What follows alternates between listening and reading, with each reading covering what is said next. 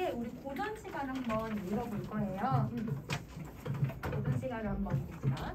자, 여러분 우선 거기 45쪽에 여러분 작가 말고 작품 이름을 한번 봐주세요.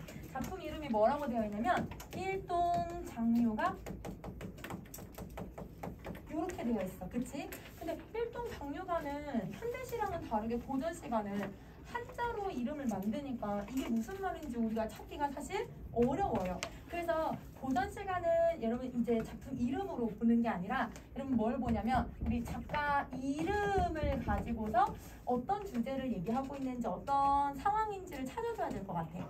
여러분 지금 작가 이름이 뭐라고 되어 있냐면 김인겸이라고 되어 있어요. 그쵸? 자, 김인겸이라고 되어 있으면 우리 이제 소거법으로 여러분 우리 이 사람이 신분이 뭔지를 한번 지워나가 봅시다. 자, 우선은 이름에 여러분 잡담이상이란 말 있어요? 없어요? 잡담이상이란 말이 없죠. 그러면 이 사람은 평민이라고 하는 신분이 아닌 거지. 그렇지? 이 사람은 평민이 아니야. 자, 그리고 헌한 사람 혹은 여러분 황진이 혹은 여러분 홍랑 그 다음에 개랑 여러분 이렇게 여성 작가의 이름들이에요. 여성 작가의 이름도 아니죠. 그러면 여러분 이 이름도 아니니까 여성도 아니야. 그러면 여성도 아니고 평민도 아니면 여러분 남자인데 신분이 높은 사람. 그러면 여러분 이 사람의 신분은 뭐라고 보면 되는 거예요? 사대부. 그렇지. 그럼 선생님이 사대부는 유교나 아니면 여러분 자연에 대한 이야기를 한다고 했잖아요. 아, 그러면 일동장류가도 유교에 대한 이야기를 하든지 자연에 대한 이야기를 하겠구나. 이렇게 생각을 해주면 되는 거지. 자, 그러면 여러분 작품을 한번 보기 전에 여러분 이제 선생님이 몇 가지 설명을 할 건데요. 이 작품은 여러분 임진왜란 끝나고 나서 여러분 이 작가가 일본으로 사신으로 간 거예요. 그러면 일본 사신으로 가서 그럼 일본이 어떤 문화를 가지고 있고 일본이 어떻게 발전하고 있고 일본이랑 어떤 협상을 할 것인지 이런 것을 보러 간 사람이거든. 근데 임진왜란 끝나고 갔잖아요. 그러면 일본에 대한 마음이 조금 좋은 마음을 가지고 있을까요? 그거는 아니겠죠. 일본에 대한 좀 부정적인 마음이 드러날 거예요. 그래서 우리가 이제 태도를 한번 찾아보는 문제인데 우리가 차근차근 한번 이 작품을 한번 해석을 해볼게요. 자, 해석하기 전에 선생님이 뭐도 정리를 할 거냐면 작품의 갈래를 한번 정리 한번 해볼게요. 자, 작품의 갈래를 한번 찾아볼 건데 우선은 작품의 고전 시간은 갈래를 찾으려면 이런 글자 수 띄어읽기 이런 것들을 한번 찾아줘야 될 것 같아. 그래서 선생님이랑 우선은 띄어서 한번 읽어보자. 자, 여러분 제일 첫 번째 이심리라고 되어 있잖아요. 그럼 여러분 몇 글자가 지금 들어가 있냐면 세 글자가 들어가 있어요. 실상사에 여러분 이게 네 글자 지금 들어가 있죠. 그 다음에 여러분 뭐라고 되어 있냐면 삼사상이라고 되어 있으니까 세 글자 들어가 있고 그 다음에 조복할 때 네 글자 들어가 있죠. 자, 그 다음에 두 번째 줄로 가세요. 나는 두 글자고 내리장고 네 글자고 그 다음 외상으로 네 글자고 바로가니 네 글자고 그러면 여러분 지금 전반적으로 몇 글자를 좀 많이 쓰냐면 세 글자 네 글자 세 글자 네 글자를 되게 많이 쓰고 있어. 그러면 여러분 얘는 갈래의 특징 중에 첫 번째 여러분 3, 4조 글자 수 3, 4조 혹은 4, 4조의 글자가 세 글자 네 글자 네 글자 네 글자를 계속 반복을 시키고 있다. 이걸 알 수가 있고요. 선생님이 이 글자 수를 찾아내기 위해서 여러분 선생님이 끊어읽기를 했거든요. 혹시 한 줄에 선생님이 몇 번을 끊어서 읽었는지 혹시 기억나요, 여러분? 잘 보세요. 끊어있는 건 맞아. 3번인데 그러면 토탈 4번을 읽은 거지. 그러면 여러분 끊어읽기의 단위를 우리 뭐라고 불러요? 두 글자로? 음보. 그렇지. 그래서 사음보예요. 그러면 3, 4조, 4, 4조에 여러분 지금 우리 사음보의 형식을 가지고 있는 거죠. 자, 거기에다가 여러분 얘는 혹시 연구문이 되어 있어요? 연구문 되지 않고 그냥 쭉 이어서 쓰고 있어. 그러면 여러분 이거를 우리 뭐라고 하냐면 연속체라고 해요. 연속체, 연속체, 연속해서 이어져 있다. 연속체. 그러면 여러분 3, 4조, 4, 4조, 사음보의 연속체를 가지고 있는 갈래는 딱 하나밖에 없네요. 가사. 그래서 여러분 이 글은 가사예요. 가사. 자, 그러면 가사는 거의 대부분이 여러분 이제 사대부들이 많이 쓰는 작품 중에 하나예요. 그래서 갈래를 가지고도 아, 얘가 그러면 사대부들에 대한 이야기를 많이 쓸 거니까 유교자연에 대한 이야기를 쓸 거고 나중에 조선 후기가 돼서야 이제 이게 평민들에게 보급이 되어서 평민들이 뭐 시집살이 농부에 대한 삶, 뭐 이 정도는 쓰기는 하는데 전반적인 주제가 유교자연이다라고 생각해주면 될 것 같아. 자, 그러면 여러분 작품 이제 하나씩 읽어볼게요. 제일 첫 번째 줄. 이심리 실상사가 삼사상 조복할 때. 뭔 말인지 알겠는 사람? 선생님도 뭔 말인지 잘 모르겠거든, 얘들아. 너무 한자가 너무 많잖아요. 이렇게 여러분 한자가 많은데 뭐가 안 주어져 있냐면 별표가 없어요. 우리 아래 보면 한자로 되어 있는 애들 다 별표 표시되어 있잖아. 근데 얘네는 지금 이 줄은 별표 표시가 없어. 그러면 여러분 출제자들이 별표 표시를 여러분 제시를 안 하는 경우들이 있어요. 그럼 이 제시를 안 하는 경우는 두 가지 이유 때문이거든요. 첫 번째, 여러분이 해석할 수 있을 거라고 생각해서. 그래서 여러분 첫 번째는 해석이 가능한 경우는 별표 표시를 안 해주는 거예요. 근데 여러분 아무리 봐도 우리는 해석할 수가 없잖아요. 그러면 두 번째는요. 그러면 여러분 얘는 해석 안 해도 된다는 뜻이야. 그럼 얘는 해석을 넘겨도 되는 부분. 그러면 선생님이랑 이 줄은 그냥 넘길 건데 근데 하나는 보고 갈 거야. 자, 이심리라고 했으니까 얘들아 어떤 거리를 얘기하고 있는 것 같아요. 왜냐면 리자가 들어가 있으니까. 그치? 그리고 또 하나 더 보면 여러분 우리 지금 두 번째 어절에 실상사라는 말 혹시 들어가 있어요? 거기서 사자에 한자에다 동그란 표시 한번 해주세요. 여러분 아마 요 한자가 있을 거야. 그치? 요거에다 동그란 표시 해주시면 요거는 여러분이 좀 기억해줬으면 좋겠어. 혹시 이 한자가 무슨 한자인지 혹시 아세요 여러분? 절이에요. 절사자예요. 그래서 여러분 공간적 배경을 알 수 있는 곳이야. 더더구나 여러분 이제 조선시대에는 불교를 억압했다고는 하지만 옛날에는 여러분 이제 불교가 고려 때도 되게 부흥을 했었고 여러분 조선시대 때도 불교를 믿는 사람들이 좀 많았어. 임금님 중에서도 얘들아 세조나 세종대왕이나 다 불교를 너무 좋아했단 말이에요. 그러면 여러분 이 불교라고 하는 여러분 절이라고 하는 공간은 여러분 좀 공간적 배경으로 여러분이 알고 있으면 좀 좋겠지. 그러면 해석을 해보면 이 심리에 있는 뭐 절이 조복할 때, 뭔 말인지 모르겠지만 절이 조복할 때 이렇게만 하고 그냥 넘어가는 거야. 자, 그 다음 두 번째 줄. 나는 내리지 않고. 여러분 내리지 않고가 무슨 뜻이에요? 내리지 않고를 줄인 말이에요. 그렇죠? 나는 내리지 않고 외성으로 바로 가니. 그럼 여러분 다른 누군가는 절에 조복을 하는 동안 자기는 가지 않고 어디로 갔다? 외성으로 갔다. 뭔가 비교하면서 쓰고 있는 것 같아. 그러니까 첫 번째 줄은 굳이 해석할 필요가 없는 거지. 그러면 여러분 화자는 지금 어디로 갔냐면 외성으로 간 상태예요. 자, 이런 외성이 어딜까요? 일본 왕이 살고 있는 성을 얘기하겠죠. 그래서 일본성이에요. 일본성으로 가니 인민이 불효하게 대판만은 못해도 서해상 동우에 가기가 30리나 하는구나. 자, 그럼 여러분 인민이라는 말은 여러분 북한 내용 나올 때마다 인민이라는 말을 많이 쓸 거야. 인민이 여러분 북한에서 무슨 용어로 쓰는 거예요? 자기들 국민들. 여러분 북한은 국민들을 얘기하는 거잖아. 국민이야 국민. 그러면 여러분 일본 국민들이 불효하기가 여러분 불효하다라고 했을 때 부자는 여러분이 알고 있어야 될 것 같아요. 얘도 동그란 표시를 해주세요. 부는 혹시 무슨 부자인지 혹시 아시겠어요 여러분? 여러분 부자가 되려면 이건 알고 있어야지. 부유하다 부자야. 자, 근데 여러분 부유하다 부자는 선생님이 왜 알고 있으라고 했냐면 요거는 여러분 세속의 가치예요. 우리가 고전 시가에서는 자연이라고 하는 주제가 많이 드러난다고 했잖아요. 그러면 자연이랑 대비되는 공간이 세속이니까 세속의 가치는 자연을 중시하는 사대부들이 어떻게 할 거야? 멀리하는 그런 가치야. 그래서 여러분 요거는 좀 기억을 해주면 좋겠지. 자연과 반대되는 단어예요. 그러면 일본 국민들이 부유함의 정도가 여러분 대판만은 못하대요. 대판의 뜻을 봤더니 오사카보다는 못하더라. 그럼 여러분 이곳은 오사카는 아닌데 오사카를 한번 보고 여기를 봤더니 오사카보다는 조금 잘 살지는 못하지만 그래도 이곳은 그래도 좀 부유한 지역인가 보다 자기 스스로를 생각을 하고 있는 거지. 자, 그 다음에 서에서 동으로 가기가 30리나 하는구나. 서쪽에서 동서까지가 한 30리 정도 떨어져 있네. 뭐 자기 혼자 뭐 어디서 보고 있는 것 같아요. 자, 그 다음 다시 다섯 번째 줄. 관사는 본룡사요. 5층 물루 위에. 자, 이러면 관사라는 말 혹시 들어보셨어요? 내가 지금 예를 들면 공무원이에요. 그럼 공무원이니까 여러분 내가 너무 출퇴근하기가 너무 머니까 관사에서 지내기로 했다라는 표현을 쓸 수가 있거든. 관사는 이런 공무원이 머무는 숙소. 그럼 여러분 이 사람은 아까 사신으로 갔다고 했잖아요. 그러면 여러분 사신은 공무원이니까 그 사신들에게 주어진 숙소라고 생각을 해주면 될 것 같아. 그곳이 어디래요? 불륜사래요. 여러분 사자가 아까 무슨 사자라고요? 절. 그러면 여러분 아까 다른 사람들은 다 숙소에 갔는데 자기는 그러면 어떻게 한 거야? 숙소에 안 가고 그러면 어디로 왔다? 외성으로 왔다. 이 말을 하고 있는 거야. 그래서 여러분 본륜사가 아까 나왔던 실상사라고 생각을 해주시면 되는 거예요. 자, 그 다음에 그러면 여러분 나는 지금 성에 올라갔어요. 성에 어디로 갔냐면 5층 물로 위로 올라갔네요. 그러면 여러분 옛날 이제 성은 이렇게 위에 누각같이 생긴 곳이 있고 그게 누각? 그게 얘들아 5층 높이 아주 높은 이런 곳에 올라가서 화자는 높은 곳에서 여러분 이렇게 아래를 보고 있는 거야.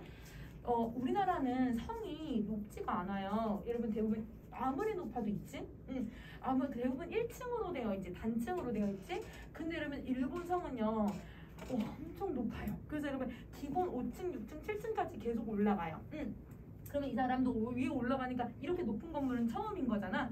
이렇게 높은 건물이 있다니 이렇게 생각을 하는 거지. 자, 그 다음에 열화문 구리기둥 운수에 닿았구나. 여러분 열화문이 무슨 말인지 모르면 제끼더라도 구리기둥이라고 했으니까 기둥이 구리로 만들어져 있고 그 다음에 여러분 운소에 닿았다라고 했으니까 운소가 뭐라고 돼 있어요?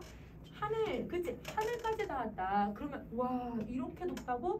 이렇게 높은 곳에 내가 올라와 있다고? 감탄하고 있다 라고 생각해주면 될 것 같아. 자, 수석도 기절하고 이러면 수석은 여러분 해석할 수 있을 것 같아요. 수석이 무슨 뜻이에요? 물수, 물, 돌석자니까 돌. 그럼 여러분 뭐 물과 돌멩이가 위에서 바라보니까 어떻게 보이는 거야? 기절, 신기하게 생겼고. 그러니까 여러분 다른 나라에 가면 우리나라에 있는 거에도 뭔가 신기해 보이잖아. 신기해 보이고 이런 뜻이고. 그 다음에 여러분 죽수할 때 죽자는 읽을 수 있을 것 같아. 대나무가 유치.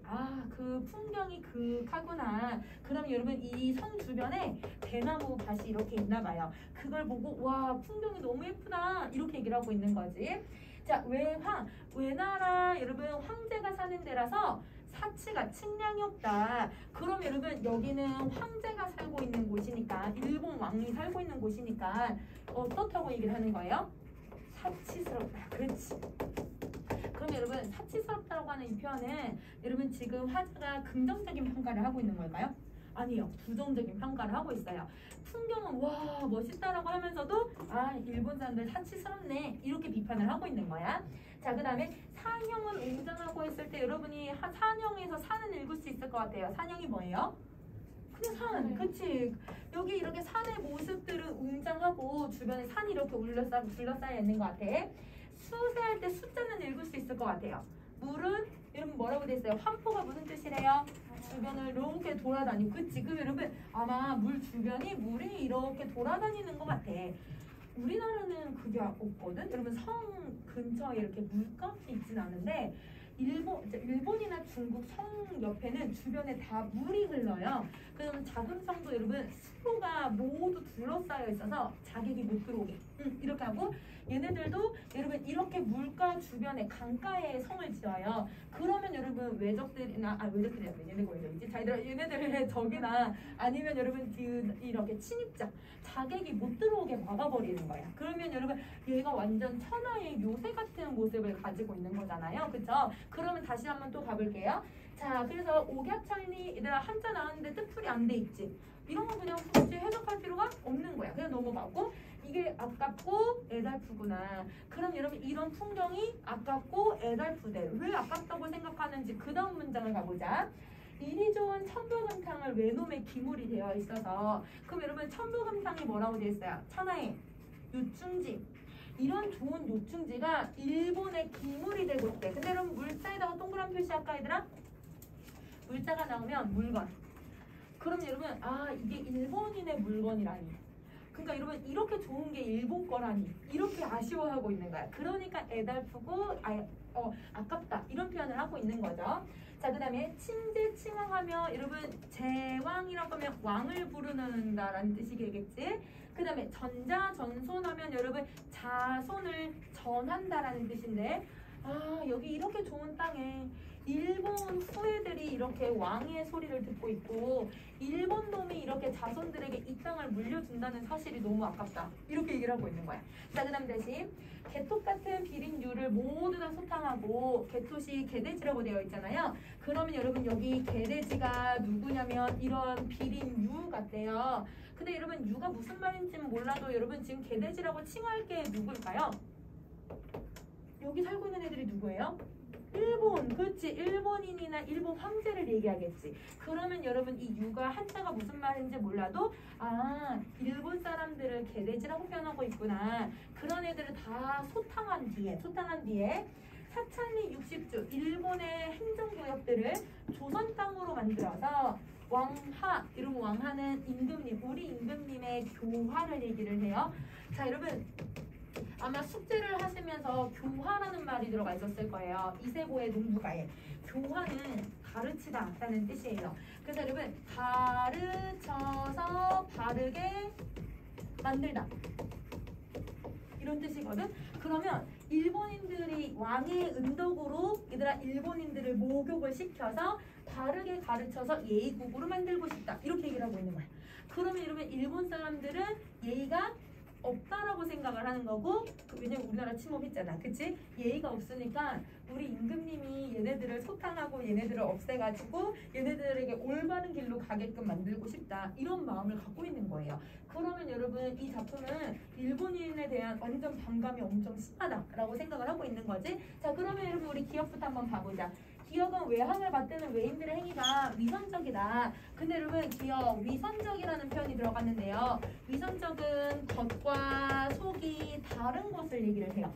그러면 표리부동 같은 태도를 얘기하는 거죠. 그러면 여러분 이 표리부동의 태도는 정리해보자면 외항 앞에서는 외인들이 아이고 임금님 이러다가 뒤에서는 얘들아 저는 막 이렇게 죽여버리고 이런 생각을 하고 있다는 거는 겉과 속이 다른 거 이런 모습이 혹시 있었니? 이거는 없었지. 외인들이 이런 모습을 갖고 있는 게 아니지. 그렇지. 그래서 기억은 적절하지 않고요. 자, 니 외의 환경을 애다풀게 여긴 거 맞아요. 와 너무 아깝다. 이게 일본 거라니 너무 아깝다. 이렇게 한 거는 맞는데 근데 여러분 기존의 적개심을 완화시켰어요? 아니죠. 오히려 더 심화시키고 있는 거죠. 왜냐면 소탕해버리고 싶다고 했으니까. 그러니까 니은도 적절하지 않네요. 자, 그 다음 디귿. 외인들이 갖고 있는 비옥한 땅과 부유한 환경을 부러워하고 있다. 이거는 맞죠. 왜냐면 이걸 갖고 싶다라고는 하고 있으니까. 이거를 일본인들에게 물려주는 게 너무 아깝다. 이렇게 얘기를 하고 있는 거잖아. 자, 그럼 디귿은 맞는 거. 그 다음 리을. 외인들은 예의도 모르는 미개한 민족이라고 단정하고 있다. 예의국으로 만들고 싶다라는 건 이건 맞는 거죠. 그렇죠? 그래서 여러분 여기서는 디귿하고 리을이 맞는 말. 이렇게 정리해주면 될 것 같아요. 자, 그러면 여러분 여기서는 주제가 약간 뭐냐면 일본의 문화를 보면서 와 내가 저거 다 우리나라 땅으로 만들어야 되는데 얘가 이런 얘기를 하고 있는 거잖아. 이거는 여러분 나라를 위하는 마음이에요. 그래서 여러분 이걸 우국충정이라고 얘기를 해요. 그러면 우국충정은 나라를 위하는 거니까 여러분 이거는 유교적인 관점으로 설명할 수 있겠다. 그렇지? 그래서 얘는 유교의 관점에 맞는 주제라고 생각을 해주면 될 것 같아. 자, 그러면 33번도 한번 가볼까? 자, 여러분 33번에 여러분 작가 이름을 한번 봐주세요. 작가가 누구라고 되어 있어요? 안조원. 그렇지. 그럼 신분 이제 찾아낼 수 있겠지. 작자미상 아니고 여성 작가가 아니니까 4대부 이렇게. 그치? 자, 그러면 여러분 지문 거기 선택지를 먼저 한번 읽어볼게요. 선택지에 뭐라고 되어 있냐면 유배지에서 화자가 느끼는 절망감이 느껴진다. 그러면 여러분 우리는 뭘 찾아야 돼? 유배지도 찾아야 될 거고 그 다음에 여기에서 절망감을 찾을 건데요. 여러분 절망은 희망이 없는 것을 얘기하는 거죠. 반대의 상황을 찾으면 돼요. 미래가 없는 걸 한번 찾아보자. 자, 그러면 유배지가 나오려면 여러분 어디 갇혀있거나 그런 내용이 나와야겠지? 자, 시작해볼게. 수로가 찰리 다 지나가니 여러분 수로니까 물길을 얘기하겠죠. 물길 찰리를 다 지나가니 추자섬이 바로 여기다. 여러분 추자섬 어디서 들어본 거 같지 않아요? 추자도예요. 맞아요. 이거는 추자도예요. 그러면 추자도는 여러분 제주거든? 근데 조선시대 때 제주도에 이렇게 사대부들이 왜 왔을까? 사대부들이 오는 경우는 두 가지밖에 없어. 관리로 내려오거나 유배 오거나 기영 오거나. 그러면 여러분 더더구나 관리들은 근데 여러분 본섬으로 들어오지 추자도에 들어오지는 않을 거 아니에요.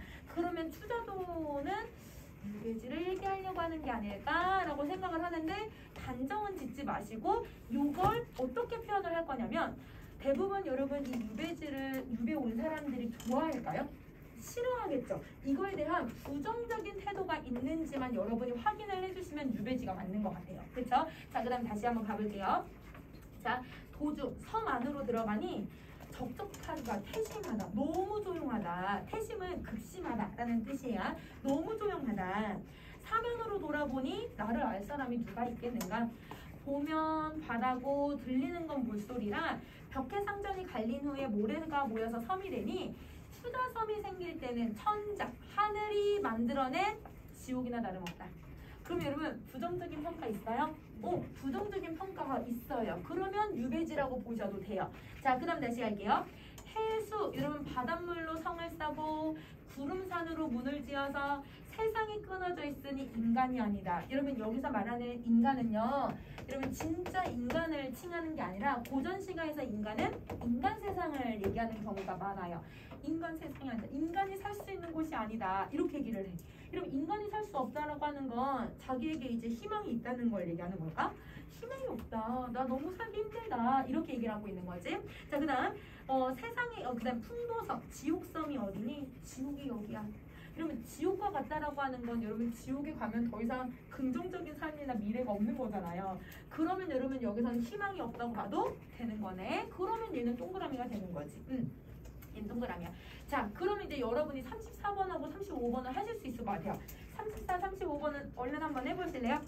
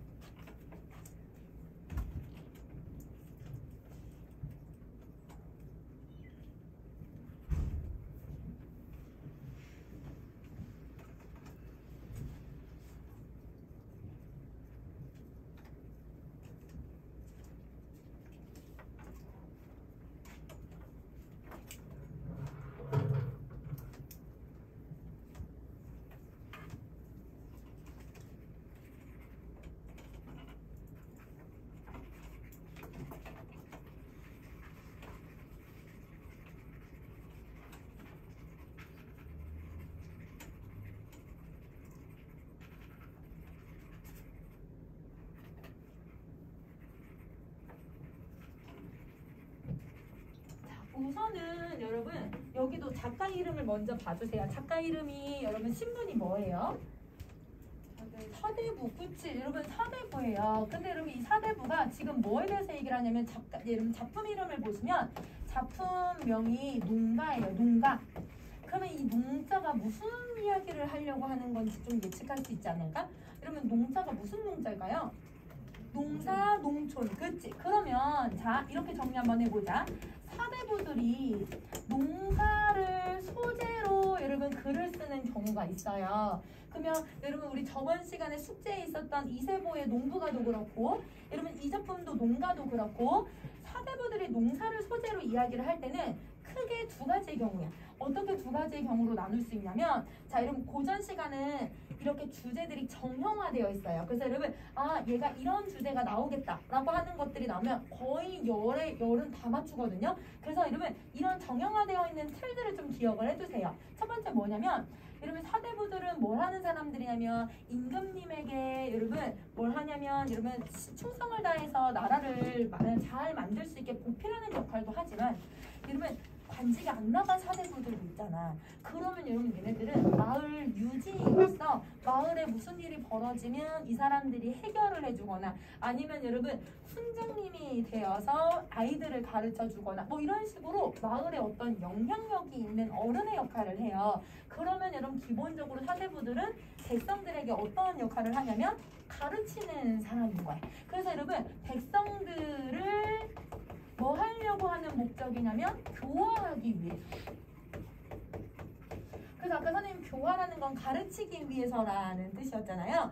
백성들을 가르치기 위해서. 농사는 이럴 때는 이렇게 지어야 돼. 너네는 이거를 모르니까 이렇게 해줘야 해. 이 시기는 적절하게 해야 돼. 너희들 이 나이가 많은 사람한테는 그렇게 함부로 하면 안 돼. 이런 식으로 가르치는 역할을 하는 거야. 그래서 여러분 얘는 가르침의 목적이라든지 훈계의 목적으로 이야기를 해주는 거죠. 훈계의 목적으로 이야기를 해요. 이게 첫 번째.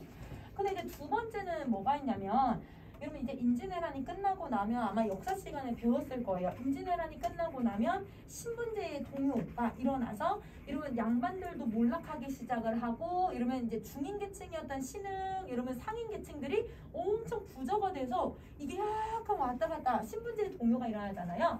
그러니까 양반들이 자기가 직접 농사를 지어야 했어요. 그래서 여러분 직접 농사를 짓는 경험을 해보는 거죠. 자, 농사를 지을 때 여러분 두 가지의 태도가 나올 것 같아. 첫 번째 어떤 태도가 나오냐면 내가 양반인데 내가 왜 농사를 지어야 해? 아유 내 신사한다. 그래서 여러분 첫 번째는 신사한다. 자, 근데 두 번째는 어떤 경우에 해당할 거냐면요. 두 번째는 여러분 내가 농사를 지었어. 여러분 내가 처음 농사 지니까 너무 신나잖아. 왜냐면 수확한 게 보람을 느끼고 수확한 거를 내가 먹으니까 그 기분 좋고 그러니까 여러분 자기 삶에 대한 어떤 즐거운 가치들을 찾기 시작을 하는 거예요. 그래서 즐거움에 대해서 이야기를 한다든지 긍정적인 가치에 대해서 이야기를 하는 거지. 와 보람되고 너무 신나고 수확하니까 너무 기쁘다 이렇게 표현을 하는 거야. 그러면 여러분 이 두 가지의 여러분 상황에 따라서 태도를 여러분 찾아주시면 되는데 그러면 이 글은 여러분 지금 화자가 직접 농사를 짓는 거잖아요. 왜냐면 우리 해질 때까지 일하자 이렇게 얘기를 하고 있으니까 그러면 직접 농사를 짓고 있고 그리고 더더구나 뭐라고 하냐면 여러분 우리 첫 번째 여러분 사장을 보시면 땀이 듣는 대로 듣는다는 게 무슨 뜻이냐면 땀이 떨어질 대로 떨어진다. 그 정도로 열심히 일을 해. 햇빛을 쬐 대로 쬐고 있어. 근데 그 과정에 여러분 바람이 한번 샥 부니까 시원함을 딱 느끼잖아요. 그러니까 기분이 좋아진 거야. 그래서 뭘 불어? 바람을 부네. 이런 바람이 휘파람이라는 옛날 말이에요. 그래서 여러분 휘파람을 부는데요. 여러분 휘파람은 우리 기분이 좋을 때 불어요? 나쁠 때 불러요? 좋을 때. 기분이 좋다라는 것을 보여주고 있는 거야. 그러면 여러분 자기가 농사를 짓는 거에 대해서 어떻게 보는 거예요? 너무 즐겁다. 이렇게 얘기를 하고 있는 거지. 자, 그 다음에 6장을 보시면 6장에서는 여러분 우리 돌아가자 해질 때까지 돌아가자 이러면 해질 때까지 일을 하자라는 뜻이잖아. 해가 질 때까지 일을 하고서 집에 돌아가는데 나 우배초석이 들려요. 우배초석이 들리니까 이게 피리 소리라고 되어 있잖아요. 피리 소리가 들리는데 피리가 어떻게 하지? 빨리 가자 재촉한데 여러분 우리 만약에 집에 가는 시간 제일 좋죠. 여러분 그죠? 여러분 선생님 수업 한 5분 10분 정도 이제 남잖아요. 애들이 엉덩이가 들썩들썩해요. 여러분 선생님도 이렇게 보거든. 선생님도 이제 마지막 수업 되잖아요. 10분 그래 10분 남았어. 내가 이제 나도 퇴근할 시간 되니까 나도 퇴근할 시간 됐어. 그리고 학교에 다닐 때도 선생님은 제일 좋은 시간 귀가 종소리. 여러분 그게 제일 좋단 말이야. 그럼 여러분 얘도 집에 갈 때 일 열심히 하고 집에 가려고 하는데 피리 소리가 들리니까 기분이 너무 좋은 거예요. 그 기분 좋은 즐거움에 대해서 이야기를 하고 있다. 그러면 여러분 이렇게 주제가 나왔으니까 34번에 얘들아 의문형을 쓴 거는 맞는데 반성을 하고 있는 건 아니지. 그치? 그러면 이거는 X 표시가 돼야 되네. 자, 그 다음에 여러분 35번에서 여러분 분주함 알 수 있는 게 있을까요?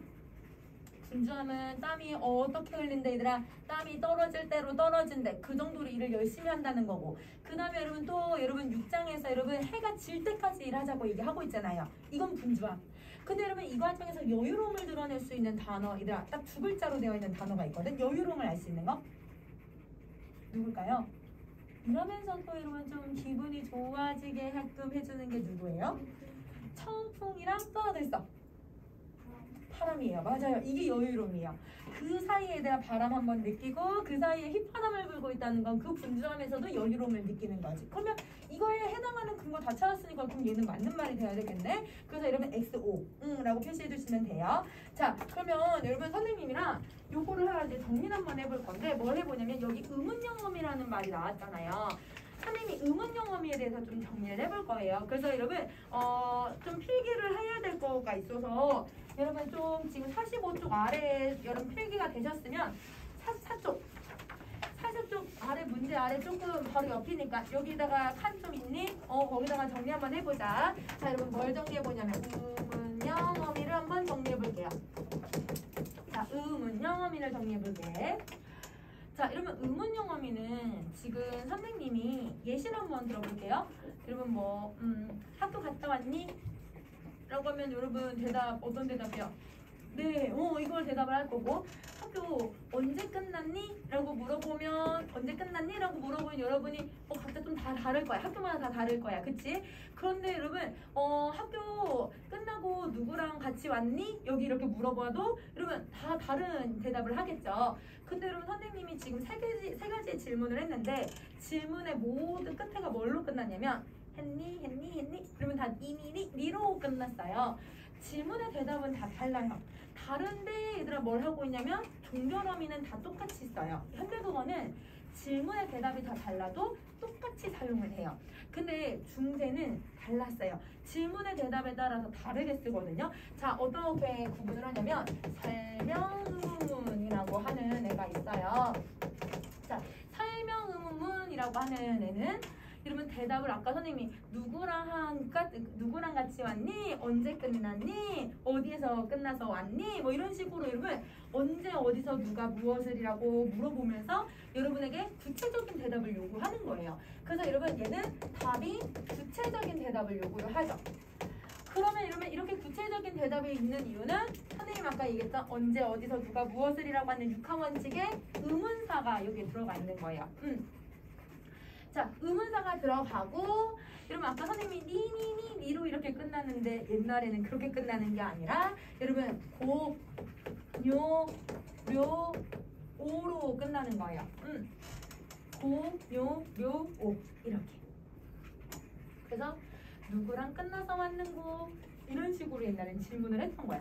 이게 지금은 잘 안 쓰이고 지금은 사투리에서만 좀 이렇게 흔적이 남거든요. 그래서 이 여러분 말을 쓰는 사투리가 대표적인 게 경상도 사투리. 그래서 거기에서는 이걸 많이 쓰고 있고 그 다음에 이제 두 번째는 판정 의문문이라고 하는 애가 있는데요. 판정이에요. 판정 의문문은 답을 yes 또는 no의 대답을 요구를 해요. 그래서 아까 학교 갔다 왔니? 이렇게 선생님이 물어봤을 때 네, 아니요 라고 하는 대답이 나올 수 있는 거. 그러면 여러분 학교 갔다 왔니? 라고 했을 때 여러분 선생님이 혹시 의문사 혹시 언제 어디서 누구 이런 거 넣었어요? 안 넣었죠? 얘는 의문사가 들어가 있지 않아요. 의문사 없어요. 그러면 얘는 누가 들어가냐면 가, 녀, 려, 이런 애들을 쓴다. 그래서 학교 갔다 왔는가? 옛날에는 이렇게 쓰는 거지. 그래서 판정문은 가. 근데 설명문은 고. 이게 보편적이라고 생각을 해주시면 되고요. 이것만 있었던 거는 아니고 여러분 주어가 2인칭일 때 쓰는 경우도 있어요. 그러면 주어가 2인칭일 때 쓰는 경우가 어떤 애가 있냐면요. 니은다라고 하는 종결 어미를 붙여요. 니은다. 니은다. 자, 이 니은다는 어떻게 쓰는지를 한번 선생님이랑 볼게요. 여러분 이제 옛날에 쓰는 방식이에요. 네가 지금 밥을 먹는다. 여러분 현대국어에서 봤을 때는 이렇게 쓰면 네가 지금 밥을 먹는다 하면 행위를 나타내는 평사형처럼 보이잖아요. 근데 여러분 이게 중세 때는 이렇게 평사형으로 쓰였던 게 아니라 여러분 주어가 지금 몇 인칭이에요? 2인칭이에요? 그러면 얘를 뭘로 해석해야 되냐면 의문문으로 해석을 해야 되는 거야. 너 지금 밥 먹었니? 먹고 있니? 이렇게 물어봐야 되는 거지. 의문문으로 해석을 할 수 있어야 해. 자, 그 다음에 선생님 예시를 또 하나 더 들어볼게요. 우리는 이제 문학에서 이걸 찾아낼 거니까 문학에서 여러분 자주 쓰는 방식을 한번 설명을 해줄게요. 자, 이렇게 백로야 여러분 이름을 불러요. 이름을 부르고 지금 물고기를 엿보는다. 여러분 이제 옛날식으로 한번 써볼게. 우리 이렇게 보면 아 백로야 지금 백로가 지금 물고기를 엿보고 있구나. 그냥 여러분 평서형처럼 해석하는 것처럼 보이는데 근데 여러분 얘는 평서형으로 해석하시면 안 돼요. 그럼 의문문으로 해석을 해야 되는데 여기 너라고 하는 네가라고 하는 2인칭이 지금 있어요? 2인칭이 없죠. 그러면 여기를 왜 지금 물고기를 엿보니? 라고 이렇게 해석을 해야만 할까? 그러면 여러분 이렇게 의문문을 해석해야 되는 이유는요. 얘 때문이에요. 여러분 이거 도노법이잖아요. 도노법은 선생님이 저번 시간에 뭘 설정한다고 했어요? 청자. 그렇지. 여러분 청자를 설정하는 건데 청자는 몇 인칭이야? 2인칭이다? 그러면 여러분 이렇게 도노법을 써버리면 그러면 여러분 주어가 2인칭인 것을 생략을 시킬 수가 있는 거예요. 그래서 여러분 2인칭일 때 백로한테 지금 말 건네고 있으니까 주어가 생략이 되는 거야. 그래서 여러분 2인칭 주어가 생략이 돼요.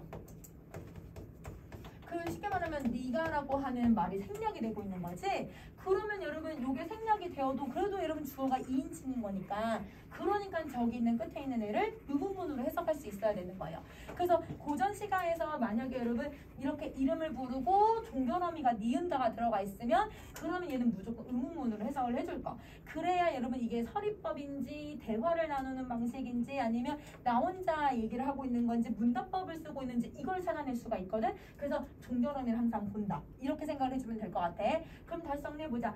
여러분 그냥 도노법 써서 청자를 설정하면 니은다는 의문문으로 해석하기 이렇게 생각을 해주면 되겠지? 자, 그래서 여러분 얘는 이렇게 정리해 주시면 될 것 같아요. 그러면 여러분 우리 지금 거기 35번 문제에 아까 여러분 맨 끝에 머무는 곳, 재촉하는 곳라고 하는 애 있었잖아요. 그거는 그러면 여러분 무슨 대답을 요구하는 거예요? 구체적인 대답. 그치? 요걸 쓰고 있으니까 걔네들은 구체적인 대답을 요구하는 거지. 자, 그래서 여러분 얘는 이렇게 정리를 해주시면 될 것 같아요. 자, 그러면 우리 잠깐 쉬는 시간 하고 그리고 나서 뒤에 거 조금 더 한번 봐봅시다. 몇 쪽을 보냐면 47쪽을 한번 보자. 47쪽. 자, 여러분 저번 시간에는 뭘 했었냐면 현대 시에서 이제 화자가 어떻게 여러분 대상과의 거리감을 갖고 있는지 그래서 물리적 거리감, 심리적 거리감 이러면서 여러분 화자의 거리감을 좀 정리해봤거든요. 오늘은 여러분 선생님이랑 소설에서 여러분 말하는 서술자와 다른 대상들 간의 거리감에 대해서 설명을 한번 해볼 거야. 자, 우선은 그러면 첫 번째 문단부터 한번 빈칸 한번 세워볼게요. 자, 현대소설 말하는 사람, 즉 화자에 대해서 저번 시간에 알아봤고요. 이번에는 현대소설에서 말하는 사람, 서술자에 대해서 한번 얘기를 해볼게요. 서술자는 이 소설 속에서 뭘 얘기해주는 사람이냐면 사건을 말해주는 사람이죠. 그래서 여러분 얘는 사건을 말해준다. 무조건 사건이 들어가 있어야지. 자, 그 다음에 서술자는 작품 속에서 뭐뭐로 작가의 생각을 대신 전달을 해주고 있대요. 그러면 작가를 대신할 수 있는 사람이 바로 서술자인 거야. 근데 완전히 여러분 대변할 수 있는 건 아니고 조금 돌려서 대변을 하고 있는 거라서 서구적 대리인이라고 표현을 하죠. 서구적 대리인에 해당한다. 자, 그 다음에 그러면 여러분 이렇게 서술자를 우리는 작품에서 어떻게 하면 파악할 수 있을까? 그걸 한번 볼 건데요. 서술자는 여러분 뭐에 따라서 다르게 나타나냐면 여러분 서술자가 작품을 바라보는 관점에 따라서 네 가지로 구분을 해요. 그럼 여러분 관점에 따라서 네 가지로 구분을 하는데 이 기준이 그러면 우리는 뭐라고 불러요? 우리 네 가지로 서술자를 나누잖아요. 서술자 종 시점, 그치? 시점에 따라서 나눠요. 그래서 여러분 거기 빈칸에 시점이라고 써주시면 돼요. 시점. 자, 그러면 작품 속이나 작품 밖에서 이야기를 하고 있는데 그러면 서술자가 작품 안에 있는지 바깥에 있는지 이것의 유무로 구분을 하거든요. 뭐의 유무로 여러분 안에 있는지 바깥에 있는지를 구분할 수 있을까요? 나, 그렇지, 나. 우리 시랑 똑같아. 나의 유무로 구분을 해요. 그래서 여러분 거기다가 나의 유무. 자, 그 다음에 다시 할게요. 그럼 세 번째 문단. 작품 속에 서술자가 등장한다면 여러분 작품 속에 있으니까 몇 인칭에 해당하는 거예요?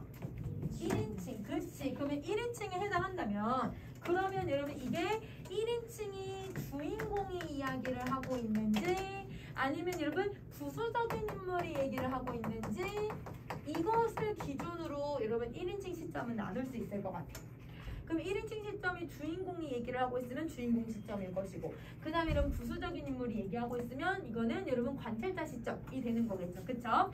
자, 그래서 이야기를 어떻게 전달하고 있는지를 보면 주인공인지 관찰자 시점인지 확인할 수가 있다. 자, 그러면 이때 현대시에서 말했던 것처럼 거리감이 형성이 되거든요. 자, 그러면 누구하고 누구 사이에서 거리감이 형성되고 있는지 그걸 이제 정리 한번 해볼 건데, 빈칸을 바로 채우지는 않을 거고요. 여러분 빈칸 위에나 아니면 빈칸 바로 아래에다가 좀 정리해 주시면 될 것 같아요.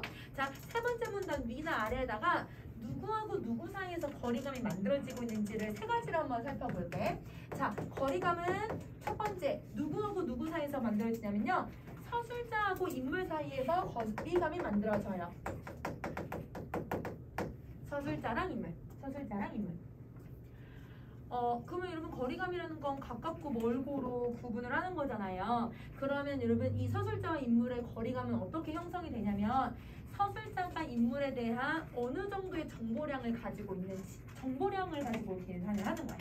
그러면 서술자가 인물에 대해서 많이 알고 있어. 그러면 여러분 이때는 거리감이 가깝다. 근데 정보를 잘 몰라. 얘가 뭘 말하고 있는지 잘 모르겠어. 심리도 모르겠고, 그러면 서술자가 인물에 대해서 잘 모르니까 거리감이 멀다. 그럼 얘는 정보량으로 계산을 하는 거예요. 그럼 여러분 서술자가 인물에 대해서 많이 알고 있는 시점은 1인칭 주인공 시점이랑 전지현 작가의 시점이 되겠죠. 이런 식으로 여러분 시점을 구분을 해보는 거예요. 자, 그 다음에 두 번째는요, 서술자와 독자의 관계. 여기에서도 거리감이 만들어져요. 여러분 서술자가 정보를 많이 알고 있으면 독자에게 많은 정보를 줄 수가 있겠죠. 그러면 독자의 입장에서는 서술자가 나한테 많은 정보를 주고 있네? 이렇게 생각이 드니까 친근하다고 생각을 하는 거야. 왜냐면 우리 친구도 나한테 좋은 정보를 많이 주거나 아니면 혹은 여러분 나랑 여러분 되게 속마음까지 다 터놓을 수 있는 친구들이 더 친하잖아요. 그러면 얘도 정보량을 가지고 계산을 하는 거죠. 자, 그런데 반대로 인물하고 독자는 조금 달라요. 인물하고 독자의 관계는 조금 다르다. 여러분 이렇게 예를 한번 들어보면 될 것 같아요. 나중에 여러분 20살 되면, 여러분 이제 대학생이 되면 소개팅도 하고 미팅도 할 텐데, 여러분 이제 소개팅을 나갔다고 한번 생각을 해보세요. 근데 소개팅을 나갔는데 주선자가 이런 상대방에 대한 정보를 백문백답처럼 해서 갖고 온 거야. 그럼 이 사람의 집안, 그 다음에 이 사람이 뭐 하고 다니고, 이 사람 뭐 좋아하는지 그거를 백문백답으로 해서 주선자가 갖고 오면, 그럼 그 상대방에 대해서 내가 알아가고 싶은 마음이 들까요? 아니겠죠. 호기심이 안 들겠죠. 재미가 없겠죠. 그러니까 소개팅을 하는 그 맛은 상대에 대해서 알아가려고 하는 그런 맛이 있는 거란 말이야. 그러면 여러분 이거랑 여기랑 똑같다고 생각을 해주면 돼. 독자가 인물에 대한 정보를 많이 알고 있으면 인물에 대한 매력이 반감이 돼서 호기심이 들지 않아요. 호기심이 들지 않으면 이 사람에 대해서 알아가고 싶지 않으니까 거리를 멀다라고 생각을 해요. 근데 반대로 독자가 인물에 대한 정보가 적으면 내가 인물에 대해서 알아가야 되잖아요. 그러니까 호기심이 생기니까 저희의 거리감이 가깝다고 생각을 하는 거야. 그러면 여러분 얘네 둘은 정보량이 많으면 많을수록 긴밀해지는 관계인데, 얘는 여러분 정보량이 많으면 오히려 독자가 얘에 대해서 알아가고 싶지 않으니까 그러면 거리감이 오히려 더 멀다. 반대라고 생각을 해주면 돼. 그래서 얘는 정보량을 가지고서 좀 계산을 해주면 되고, 얘는 호기심의 정도를 가지고서 여러분 이 거리감을 판단을 해주면 그러면 좀 이해하기 쉬울 것 같아요. 근데 독자가 어느 경우에 얘들아 정보를 많이 알고 있을까요? 서술자가 많이 얘기해주는 경우에 해당하겠죠. 그럼 서술자가 많이 아는 거는 1인칭 주인공이랑 전지현 작가 시점이라고 했으니까 그 경우는 여러분 거리가 되게 멀고, 독자하고 인물의 거리가 가까운 건 오히려 관찰자 시점이 더 가깝다. 이렇게 생각을 해주면 되는 거야. 그러면 이제 빈칸 넣을 수 있을 것 같아. 자, 이제 빈칸 채워봅시다. 자, 여러분 서술자가 말을 해줄 때, 여러분에게 서술을 할 때 말하기 방식을 쓰는 경우가 있어요. 그래서 여러분 거기 첫 번째 빈칸에 말하기라고 써주자. 말하기 방식은 서술자가 인물의 내면과 외면을 여러분 다 얘기해줘요. 그래서 여러분 얘는 동그라미를 둘 다 표시를 해주셔야 돼요. 내면도 동그라미 표시하고 외면도 동그라미 표시해야 돼. 다 얘기를 해줄 거니까. 그러면 여러분 서술자가 인물에 대한 정보를 많이 알고 있을까요? 정보를 많이 알고 있기 때문에 거리가 어떻게 돼요? 가까워요. 그렇죠. 가깝지만 그런데 반대로 독자와 인물의 거리는 여러분 독자가 정보가 너무 많으니까 인물에 대해서 알아가고 싶은 생각이 안 들어요. 그러면 거리가 어때야 돼요? 멀다. 그렇지. 이렇게 정리해주면 되는 거야. 자, 그 다음에 서술자가 여러분에게 사건을 보여주는 방식을 가지고서 전달하는 경우가 있어요. 보여주기의 방식은 여러분 인물의 외양만 제시를 해요. 그럼 인물의 심리를 알아요? 몰라요? 인물의 심리를 모르죠. 정보를 많이 줄 수가 없어요. 정보를 많이 줄 수 없으니까 서술자하고 인물의 거리는 여러분 어떻게 돼요? 서술자하고 여러분 인물의 거리는 멀어요. 그렇죠. 그런데 여러분 인물은 독자가 인물에 대해서 알아가려고 했을 때 정보량이 많이 없으니까 얘 되게 알아가고 싶다. 호기심이 생기기 때문에 거리감이 어떻다고 느끼는 거예요? 가깝다. 그렇지. 오히려 얘는 거리가 더 가깝다. 이렇게 생각을 해주면 되는 거야. 자, 그러면 아래 빈칸도 채울 수 있을 것 같아. 한번 가보자. 자, 그러면 무슨 시점은 내 이야기를 한대. 여러분 내 이야기를 하는 시점이 뭐예요? 1인칭 주인공 시점이야. 그렇지. 여러분 1인칭 주인공 시점일 때는 여러분 서술자가 자기잖아요. 서술자가 자기고 인물이 서술자예요. 그러면 여러분 서술자가 진짜 모르는 게 없겠다. 그렇지? 제일 가깝겠지. 그래서 여러분 서술자하고 인물의 관계가 제일 가깝고요. 자, 그런데 여러분 무슨 시점일 때는 거리가 뭘까요? 관찰자 시점일 때. 그렇지. 이런 관찰자 시점일 때는 거리가 멀다. 거리가 멀다. 자, 그 다음에 이제 한번 채워봐 얘들아. 서술자와 독자의 거리는 뭐가 제일 가까운지를 찾으라고 지금 나와 있어요. 그럼 여러분 서술자하고 독자의 거리가 가까우려면 서술자가 정보가 많아야겠지. 정보가 많이 전달되는 게 무슨 시점이라고? 1인칭 주인공이랑 전제를 작가 시점이에요. 선생님 줄여가지고 쓸게요. 자, 1인칭 주인공이랑 전제를 작가 시점이 제일 가깝다. 그런데 서술자하고 여러분 독자의 거리가 언제는 그럼 뭘까요? 정보를 줄 수 없을 때. 관찰자 시점일 때. 그래서 여러분 관찰자 시점일 땐 정보를 많이 줄 수 없으니까 그건 거리가 멀다. 이렇게 정리를 해주면 될 것 같아. 자, 이렇게 정리가 다 되셨으면 그러면 여러분 그 아래 선생님 필기되어 있는 부분 있잖아요. 그 부분에 우리 여기 말하기랑 보여주기라고 하는 말이 나왔으니까 요거 다시 한번 정리 한번 해볼게요. 선생님이 여러분 몇 번 수업을 하긴 했었는데 다시 한번 이번엔 거리감이랑 연결해서 한번 봐볼게요.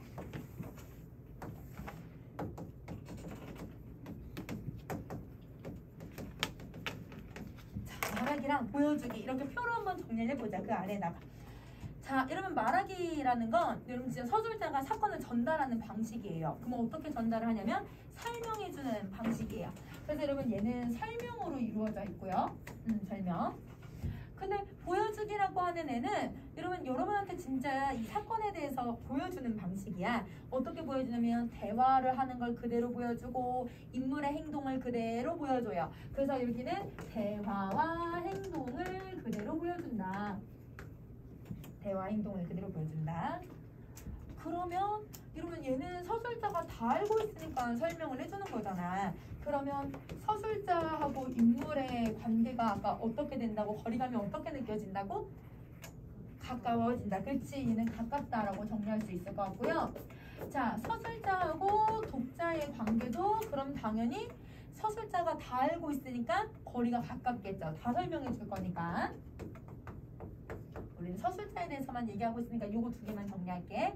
그러면 여러분 말하기는 서술자가 다 알고 있기 때문에 구구절절 하나하나 다 풀어서 설명해 주는 게 아니라 압축해서도 보여줄 수가 있는 거야. 그러니까 쉽게 말하면 요약적 제시가 가능한 거죠. 요약적 제시가 가능하고요. 자, 요약할 수 있다라는 건 여러분 사건에 대해서 분석할 수도 있다라는 뜻이기 때문에 분석적 제시라고도 해요. 자, 그 다음에 여러분 사건을 다 알고 있으니까 빙빙빙빙 돌려서 얘기하지 않고 아주 직설적으로 얘기할 수가 있어요. 직접적 제시죠. 그러면 말하기 방식은 요게 세트. 이렇게 정리해주면 되고. 자, 그러면 이제 보여주기도 한번 봐보자. 보여주기는 여러분 그냥 대화와 행동으로만 제시를 하니까 서술자가 정보를 알고 있을까? 서술자가 인물의 심리 이런 것들 정보를 몰라. 그러니까 여러분 서술자하고 인물의 관계는 당연히 어떻게 돼야 돼요? 멀어요. 그렇죠. 서술자하고 독자의 거리도 당연히 멀겠죠. 둘 다 멀다. 멀다. 자, 그러면 여러분 이 보여주기는 말하는 장면, 행동하는 장면, 이 행동하는 장면, 저 행동을 하는 장면 하나하나를 다 보여줘야 되거든요. 그래서 얘를 장면적 제시라고 해요. 장면적 제시라고 하고요. 자, 그 다음에 여러분 또 뭐이기도 하냐면요. 얘는 여러분 대화 행동으로만 이루어져 있잖아요.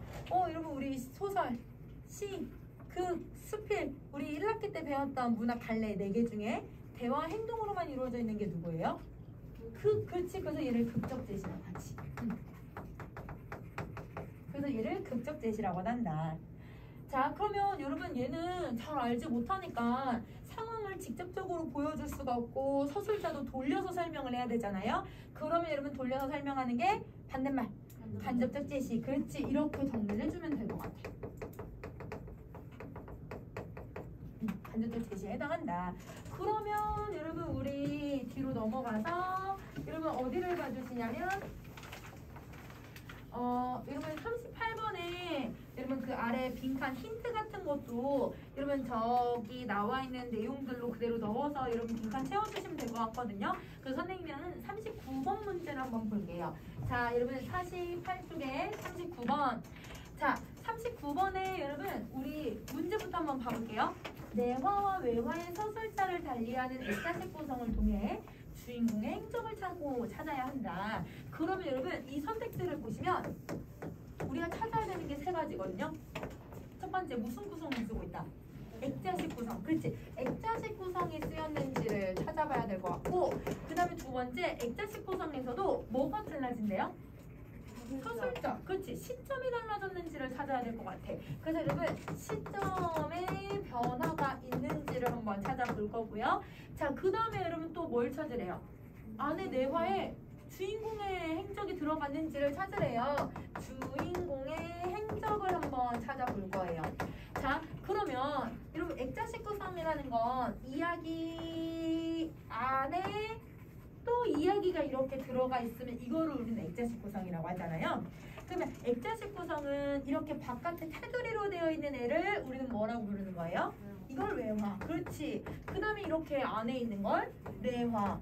그러면 안에 있는 이야기하고 내화가 연관성이 있을 수도 있고 연관성이 없을 수도 있어. 그런데 내화하고 외화에서도 이런 중요도를 조금 정리를 한번 해보면 우리가 이제 문학에서는 주제를 찾아낼 수 있어야 되잖아요. 그러면 여러분 외화하고 내화 중에 주제를 만드는 이야기가 누굴까요?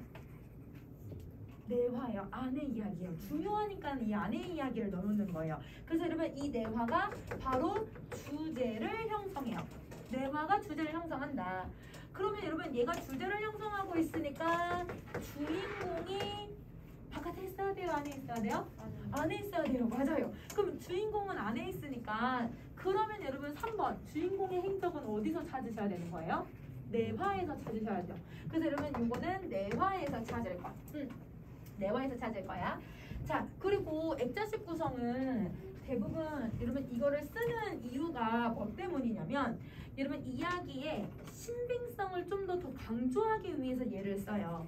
그러니까 여러분 얘가 이야기의 신빙성을 강조하기 위해서고 그 다음에 두 번째 주제를 좀 더 강조하려는 목적으로 여러분 이 액자식 구성을 사용을 하거든요.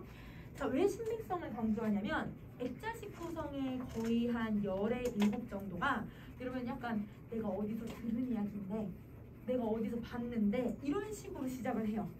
그러면 여러분 내가 어디서 봤다 내가 어디서 들었다라고 하면 약간 그래도 믿을 수 있게 되잖아.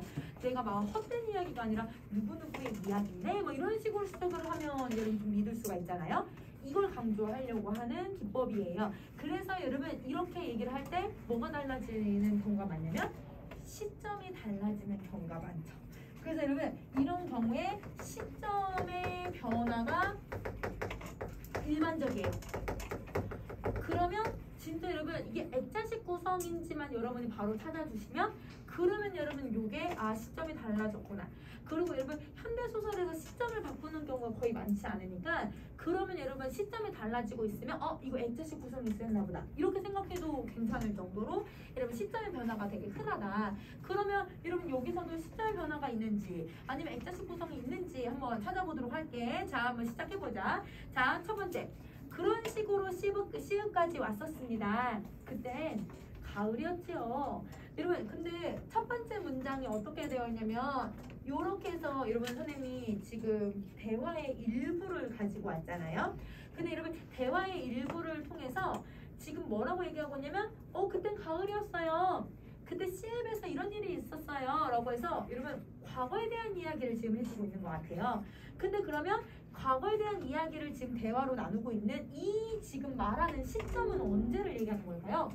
말하는 시점 현재를 얘기하는 거고, 그러면 여러분 과거에 대한 이야기를 시작을 하려고 하는 것 같아. 그러면 여러분 두 번째 줄을 보자.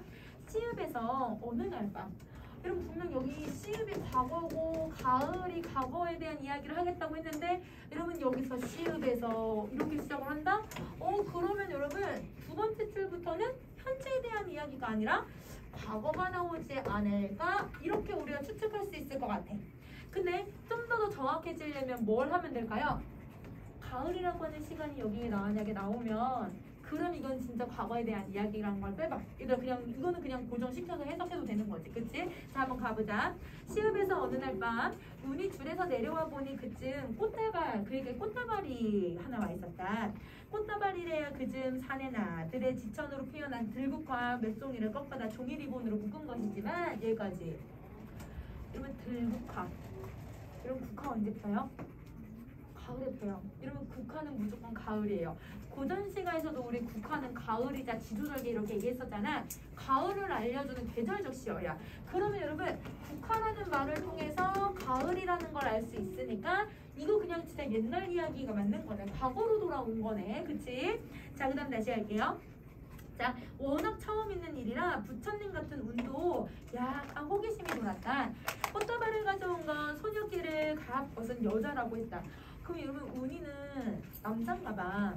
남잔데 꽃다발을 막 처음 받았으니까 너무 기분이 좋고, 그리고 더더가 누구한테 받았대요? 여자한테 받았대요. 그러니까 기분이 너무 좋은 거를 뭐라고 하네요? 호기심이 돌았다라고 심리를 설명을 해주죠. 그러면 여러분 심리를 설명하고 있는데 운은 여러분 지금 운에 대한 이야기를 하면서 여러분 심리를 설명해 줄 수 있는 이런 시점은 그럼 무슨 시점이에요? 전지작가 시점이에요. 그래서 여러분 과거는 전지적 작가 시점을 얘기하려고 하나 보다 이렇게 생각을 해주면 되겠지? 얘는 전지작가 시점을 얘기하고 있다. 자, 그 다음에 다시 할게. 자, 잘해봐라 이 녀석. 네 총각귀신은 제사도 없단다. 그 다음에 제 앞에서 사내가 웃으면서 그 꽃다발을 운에게 건네주었다. 여자는 다음 날도 그 다음 날도 같은 일을 하고 갔지만 언제나 운이 줄을 올라간 뒤에 왔다가 줄에서 내려오기 전에 가버렸기 때문에 정작에는 얼굴조차 볼 수가 없었다. 매일 밤 꽃다발을 맡았다가 운에게 전해주는 트럼펫이 보다 못해서 하룻밤에 일을 꾸몄다. 공원에 가봐라. 거기 여자가 기다리고 있을 거야. 운이 줄에서 내려오자 트럼펫이 운에게 일러주었다. 그럼 여러분 여기 지금 세 사람이 등장을 했어요. 운하고 트럼펫 사나이, 그 다음에 그 여자애들 운에게 고백하는 그 여자, 이렇게 세 사람인데 나이가 어떤 거 같아 얘들아? 전반적으로 과거에 대한 이야기이기도 하지만 다 좀 젊은 것 같아. 왜냐면 이런 이야기도 해주고 대신 이런 걸 전달해주고 하니까 좀 젊은 나이인 것 같은데요. 근데 여러분 지금 그 다음 문장 보세요. 지금 이야기 중에 트럼펫이라고 하는 운의 친구가 바로 노인장이시겠군요. 여러분 지금 여기서 대화하는 걸 보면 이 대화의 내용에서 트럼펫이 똑같이 나오는데 이 트럼펫을 뭐라고 불러요? 노인장. 여러분 트럼펫을 노인장이라고 불러요. 그러면 그 이야기 속에 있는 사람이 장신이겠군요. 이렇게 얘기를 하고 있으니까 이게 그럼 여러분 과거에 대한 이야기를 하고 있는 걸까요? 아니죠. 이게 바로 지금 대화를 나누는 게 다시 현재 시점이 되겠죠. 그러면 현재, 과거, 현재. 그러니까 시간이 변하고 있네. 역수행적 구성을 쓰고 있는 것 같아. 자, 그 다음 또 다시 한번 가보자. 나는 갑자기 이 사내에 대한 한 가지의 의문이 떠올라서 그렇게 물어봤다. 여러분 나라는 말 나온다? 여러분 이거 몇 인칭이에요? 1인칭이에요. 현재는 그러면 1인칭 시점이 되는 거야. 그럼 봐봐. 일단 과거는 3인칭 시점을 쓰고 있는 거고 여러분 현재는 1인칭 시점을 쓰잖아요. 그러면 여러분 이야기에 여러분 지금 시점이 달라졌어요. 근데 선생님이 현대시에서는 이야기의 시점이 달라지는 경우가 그렇게 흔한 게 아니고 액자식 구성일 때 이 시점이 변하는 경우가 되게 흔하다고 했잖아요. 아 그럼 얘는 액자식 구성으로 봐도 될 것 같아요. 그러면 여러분 얘는 액자식 구성이 나타나고 시점의 변화도 나타났고요. 그리고 여러분 이 안에 과거에 여러분 운이가 여자를 만나는 그런 이야기들이 막 나오잖아. 그러면 이것도 여러분 주인공의 행적이라고 봐도 되겠죠. 그러면 얘는 동그라미. 그러면 얘는 동그라미야. 맞는 말이야. 그래서 여러분 역순행적 구성이긴 하지만 역순행적 구성은 결국 시점이 바뀌지 않아요. 근데 여러분 여기선 시점이 바뀌었잖아요. 아 그럼 역순행적 구성에서 현재와 과거와 현재 이야기의 흐름이 바뀌는 이 액자식 구성이구나 이렇게 생각을 해주면 되는 거야. 알겠지? 자 그럼 얘는 동그라미. 자 그러면 그 아래 우리 힌트를 한번 가볼까 얘들아?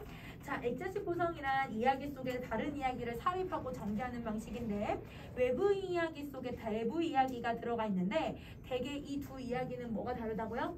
시점이 다르다. 그렇지 시점이 다르다. 자 두 번째 시점이 달라지는 부분 우리 다 찾은 거 아시겠어요 여러분? 자 선생님이 아까 이렇게 밑줄 그어서 표시를 해놨죠. 그쵸? 자 그런데 3번을 보시면 액자의 형태는 외화와 내화의 경계가 되게 뚜렷하게 드러나는 경우가 있어요. 여기는 근데 뚜렷하지는 않아요. 왜냐면 여러분 이게 우리가 여러분 시점도 찾았고 여러분 사실은 이제 시간적 배경도 찾았고 이래서 뚜렷하지는 않아요. 그럼 뚜렷한 경우는 어떤 경우냐면 아까 선생님 얘기했듯이 내가 어디서 들은 이야기인데 내가 어디서 봤는데 내가 어떤 옛날 사람 이야기 하나 해줄까? 내가 아는 사람이 이야기 한번 해줄까? 이런 이야기로 시작이 돼요. 그러면 이건 경계가 뚜렷하죠. 근데 얘는 경계가 뚜렷하진 않아요. 자, 그럼 여러분 시점은 두 가지 거기다 써주면 되겠죠. 1인칭하고 전제 작가. 여러분 1인칭 주인공인지 관찰자인지는 아직 알 수는 없어. 그치? 그래서 1인칭하고 전지적 작가 시점. 이렇게 해서 거기다 시점에다 써주시면 돼요. 자 그러면 여러분 우리 뒤로 넘어가서 여러분 우리 50페이지로 한번 가볼게요.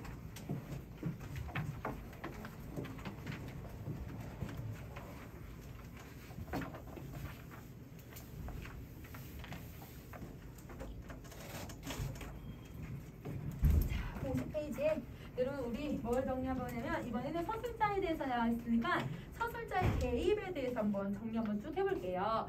자, 여러분 서술자의 개입.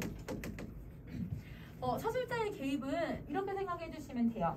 서술자가 원래는 여러분 작품 속에서 사건에 대해서만 설명을 해야 되는데 그렇지 않고 사건의 전말에 대해서 여러분에게 의도적으로 얘기를 해준다든지 사건에 대해서 자기 생각을 얘기한다든지 인물에 대해서 비판을 한다든지 사건에 자기가 인물처럼 개입해버리는 현상을 서술자의 개입이라고 하죠. 그래서 여러분 서술자의 개입은 여러분 서술자가 주관적으로 개입하는 방식이에요.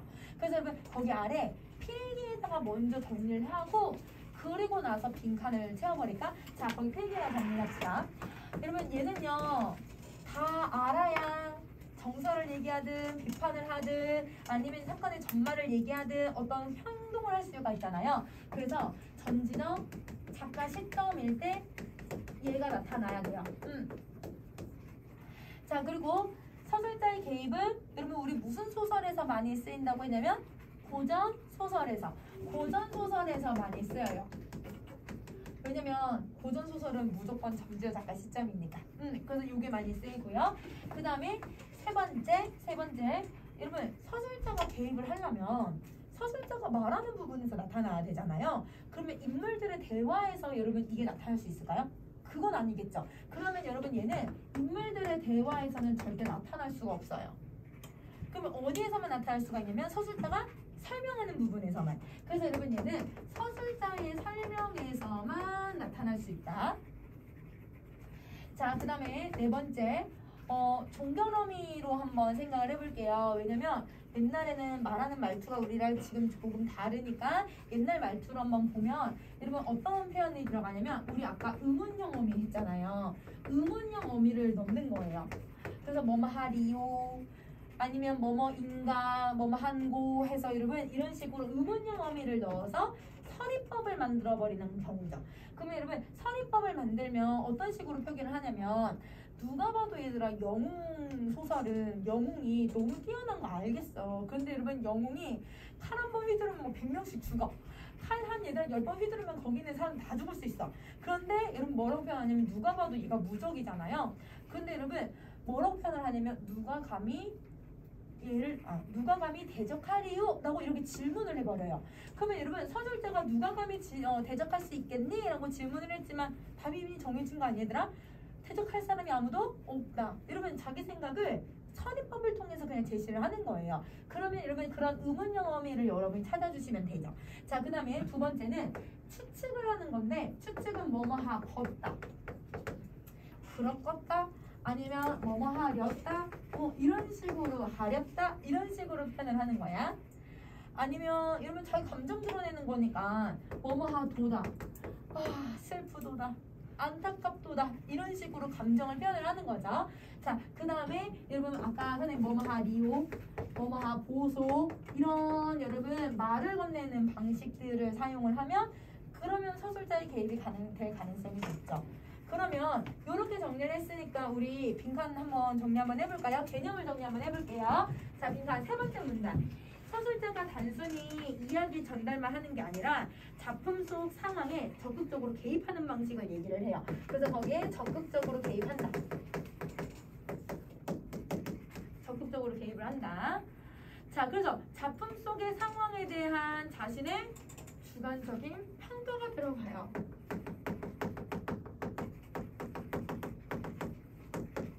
주관적인 평가 들어가고요. 자, 그래서 서술자는 직접적인 논평을 하기 때문에 여러분 아까 같이 직접적으로 자기가 생각을 드러내기 때문에 뭐를 만들어낼 수가 있냐면 예를 들어 볼게. 사시남정기라고 하는 고전 소설이 있어요. 거기에 여러분 이제 사시와 교시라고 하는 처와 첩이 등장을 하거든요. 이 글의 주제는 첩 간의 갈등을 비판하려고 하는 게 이 글의 주제야. 그러니까 처와 첩이 싸우는 거에 대해서 서술자가 되게 비판을 하거든요. 근데 뭐라고 지금 서술자의 개입으로 어떻게 표현을 하냐면 옛말에 여러분 이 첩 간의 갈등은 누구도 막을 수 없다던데 이게 바로 사시와 교시의 모습이 아니겠는가? 이렇게 얘기를 해요. 그러면 그 서술자의 개입의 말투는 첩의 갈등이 나쁘다 이렇게 그냥 대놓고 얘기를 하고 있는 거잖아요. 이 글의 주제랑 똑같죠? 일맥상통이죠. 그러니까 여러분 얘는 서술자의 개입을 통해서 주제를 만들어 버리는 거예요.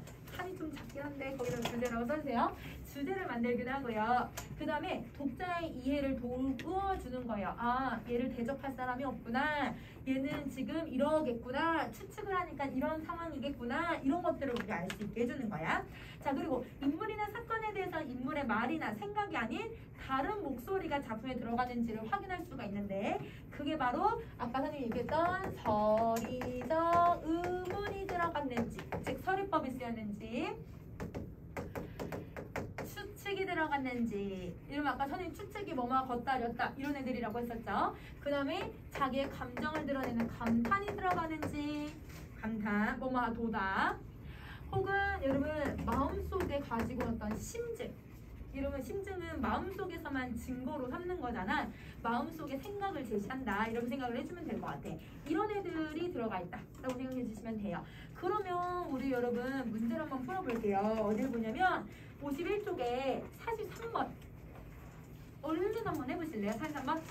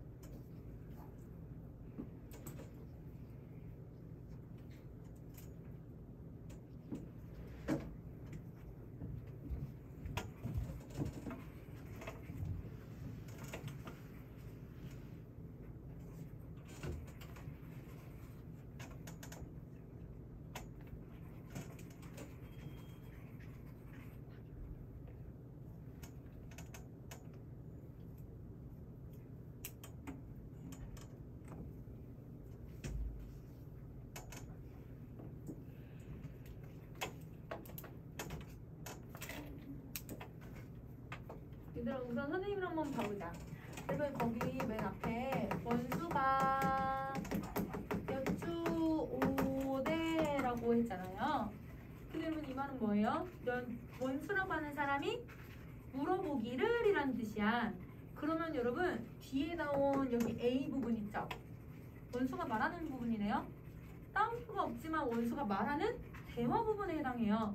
그러면 여러분 A 부분이 쭉 대화이니까 여기선 서술자의 개입이 절대 나타날 수가 없어야죠. 선생님 대화는 안 나타난다고 아까 저희 3번에 써놨잖아요. 그쵸?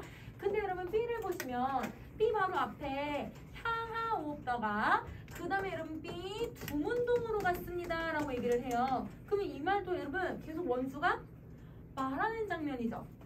그러면 여기 둘 다 그러면 서술자의 개입이 나타날 수가 없어요. 그러면 여러분 여기서 우리가 지문을 볼 때 항상 여러분 고전 소설은 따옴표를 안 쓰는 경우들이 있어. 그러니까 여러분 따옴표가 안 들어가 있어도 아 이렇게 여쭙거나 물어보거나 고하는 인물들이 대화를 나누는 부분에선 절대 서술자의 개입이 나타날 수가 없다라고 생각을 해주셔야 될 것 같아요. 그러면 얘는 X. 그럼 굳이 끝까지 다 안 읽어봐도 얘는 잘못했다는 걸 알 수 있는 거네. 그치? 그래서 X야. 자 그러면 여러분 여기 있는 나머지 거는 여러분이 한번 숙제로 쭉 풀어보시고 선생님이랑 어디를 가냐면 여러분 우리 72쪽으로 넘어갈게요. 72쪽.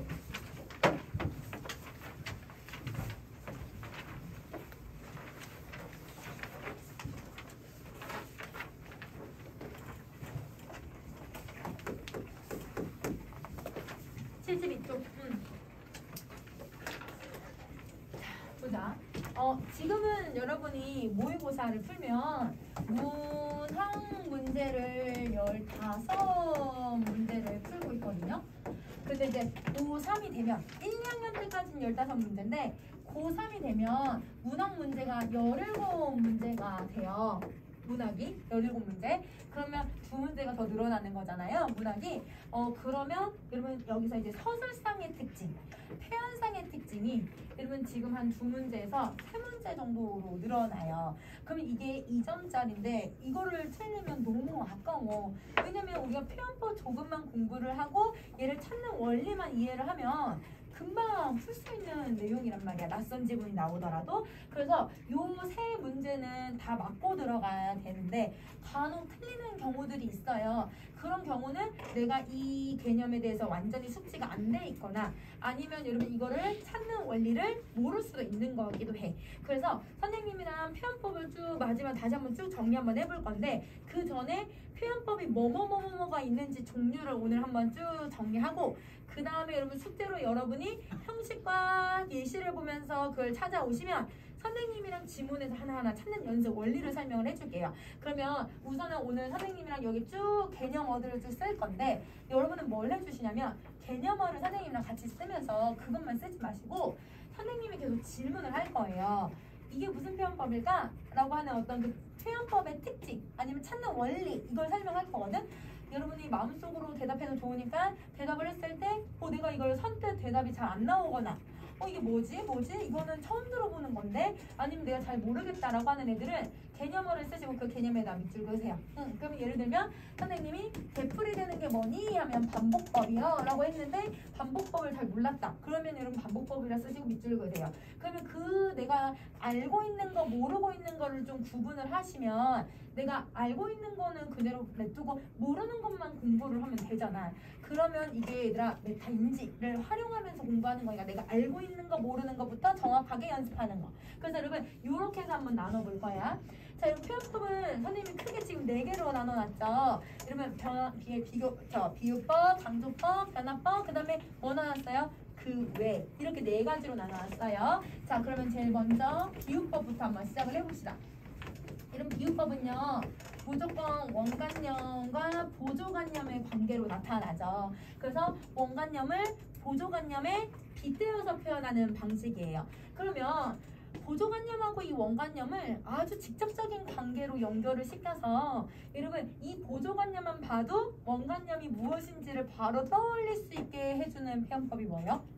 지규법이에요. 맞아요. 선생님이 아까 직접적으로 연결시킨다고 했잖아요. 그래서 여러분 얘가 지규법이에요. 자, 그 다음에 여러분 원관념이 잘 드러나지 않고 보조관념만 가지고서 여러분 설명을 하는데 이 보조관념이 직접적인 관계가 아닌 정말 생뚱맞는 여러분 보조관념을 가지고 와서 여러분 원관념을 표현하는 방식이에요. 은유법이에요. 아까 선생님 숨긴다고 표현을 했으니까 이게 은유법이죠. 자, 그 다음에 여러분 원관념은 살아있지 않은데 보조관념은 살아있는 것으로 표현을 해요. 살아있는 것 화류법. 화류법. 그렇지. 살아있는 건 화류법. 자, 그 다음에 여러분 원관념은 여러분 살아있는 애가 아닌데 여러분 보조관념이 사람처럼 표현이 돼요. 이게 의인법이에요. 맞아요. 보조관념이 사람처럼 표현돼야 이게 의인법이에요. 자, 그 다음에 여러분 원관념은 전체인데 보조관념은 부분만 가지고 표현을 하는 거예요. 쉽게 말하면 부분을 가지고 전체를 비유하는 방식이야. 아니면 속성을 가지고 전체를 비유해. 이거는 밑줄 그어야 될 것 같지? 얘들아? 대유법이에요. 대유법. 대유법을 선 뒤에 정리해놨으니까 우선 대유법 밑줄 다 그어놓고 이거를 여러분 뒤에 가서 다시 공부를 하면 되는 거야. 자, 대유법이고요. 그 다음에 여러분 또 우리 이런 경우가 있어요. 여러분 만약에 선생님이 실수를 잘 안 하는 사람이다. 절대 그렇진 않지만 실수를 잘 안 하는 사람이다. 근데 어쩌다 보면 실수했어. 실수를 하면 여러분 우리가 이걸 너 왜 안 하던 실수를 해? 이렇게 표현을 하지 않고 이게 원관념인데 이렇게 표현하지 않고 원숭이도 나무에서 떨어질 때가 있다더니 이렇게 표현을 할 거야. 즉 원래 상황을 표현하지 않고 보조관념이 속담이나 격언을 가지고서 표현을 하는 방식이에요. 그러면 여러분 속담이나 격언을 가지어서 빗대어서 표현하는 방식을 이걸 풍류법이라고 해요. 이걸 풍류법. 그러니까 여러분 속담 자체를 아예 비유해서 쓰는 경우가 그렇게 흔하지는 않으니까 이 표현법이 익숙하지는 않지만 이렇게 여러분 속담과 격언을 드러내는 걸 풍류법이라고 한다. 자, 그 다음에 이제 하나 남았죠. 하나는 여러분 보조관념은 하나인데 원관념이 2개, 3개 딱 정해져 있는 원관념이 있어요. 그러니까 여러분 보조관념 하나인데 원관념이 2개, 3개 여러 개로 해석이 되는 거지. 여러 개로 해석이 되는 게 중이법이에요. 혹시 머릿속으로 상징을 떠올린 친구들은 상징도 맞아. 근데 상징하고 중이법의 차이점은 뭐냐면 보조관념이 하나인 건 동일한데 이런 원관념이 상징은 정해져 있지 않아. 여러 개로 해석이 되는데 정해져 있지 않고 이 중이법은 원관념이 정해져 있어. 그래서 이거는 조금 차이점을 가져요. 이렇게 하면 비유법 7개 정리됐을까요? 우선 표현법 이름만 정리합시다. 자, 그 다음에 여러분 이제 강조법이라고 되어 있는데 강조법은 무조건 의미와 주제를 강조하는 표현법이에요. 그래서 얘는 의미나 여러분 주제를 강조하는 표현법이어서 여러분 강조하기 위해서는 제일 좋은 방법이 여러분 했던 말을 되풀이하는 방식이겠죠. 여러분 되풀이하는 표현법을 반복, 그렇지, 반복법이라고 한다. 자, 그 다음에 어떤 대상을 나열해놔요. 여러분 나열하는 표현법을 뭐라고 해요? 열거법. 그렇지, 열거법. 열거법이라고 해요. 자, 그 다음에 여러분 의도해서 아주 크게, 의도해서 아주 작게, 의도해서 아주 좁게, 의도해서 아주 넓게, 의도해서 여러분 어떤 크기나 상태나 어떤 현상을 변화를 주어서 여러분 의미를 강조를 해요. 콩알만큼 아니면 태산같이. 여러분 이런 표현법을 뭐예요? 의도해서 다르게 표현하는 거? 과장이에요. 맞아요. 과장법이에요. 과장법. 그래서 의도해서 아주 크게, 의도해서 아주 강조해서, 의도해서 많이 흐르는 것처럼 이렇게 표현을 하는 거지. 자, 그 다음에 반대말을 쓰는 표현법이 뭐였지? 우리 저번에 했었는데 대조법. 그렇지. 우리 대조, 대비, 대립 이렇게 해서 정리했었잖아요. 자, 그 다음에 여러분 우리 비슷한 게 어떤 두 대상의 차이점과 공통점을 들어서 표현하는 거예요. 비교법이에요. 차이점과 이런 공통점을 드는 게 비교법. 자, 그 다음에 문장의 길이를 점점 길게 써요. 혹은 어떤 상황을 점점 심화를 시켜요. 인식을 점점 확대를 시켜요. 점점 길게 아니면 점점 확대해서 점점 확장시켜서 표현하는 표현법이 뭐예요? 점증법이에요. 맞아요. 점증법이에요. 점증법이고요. 자, 그 다음에 여러분 내 감정을 표현하는 표현법이어서 감탄사나 감탄용 어미로 내 감정을 표현하는 게 뭐예요? 영탄이지. 감정 드러내는 거. 그치? 영탄법. 자, 그 다음에 여러분 앞에 나왔던 내용을 뒤에 다시 한번 언급을 해요. 꼬리 물듯이 표현을 할 거예요. 그래서 원숭이 엉덩이는 빨개, 빨가면 사과, 사과는 맛있어, 맛있으면 바나나. 그래서 꼬리 물듯이 뒤에 나왔단 말을 계속 언급을 해. 여러분 이걸 뭐라고 해요? 이를 뭐라고 해요? 계속 살인이 일어나면 여러분 우리 무슨 살인이라고 해? 그렇지, 연쇄법. 연쇄법. 이렇게.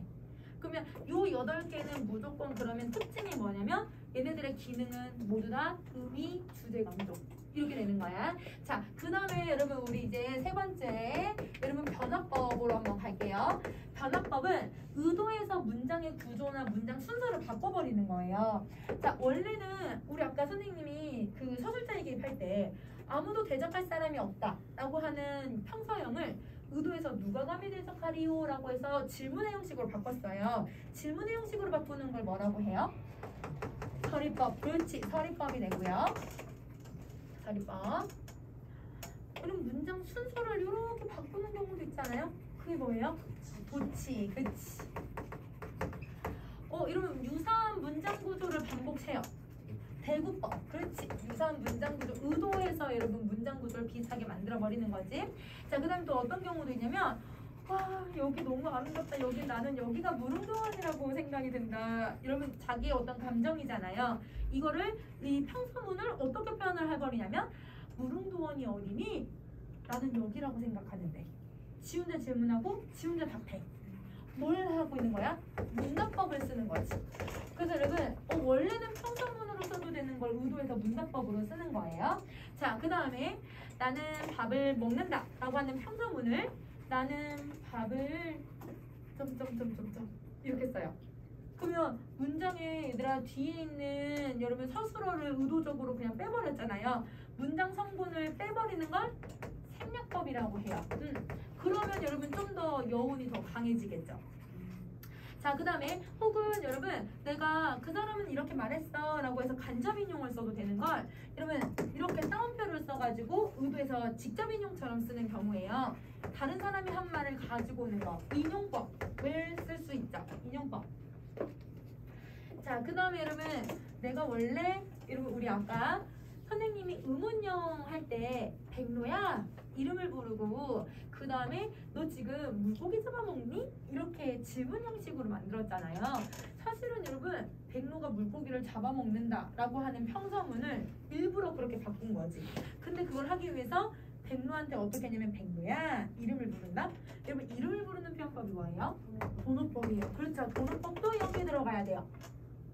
그러면 여러분 변화법까지 하면 7개 빈칸 다 채우셨을까요? 오케이. 자, 그럼 이제 그 외로 한번 갑시다.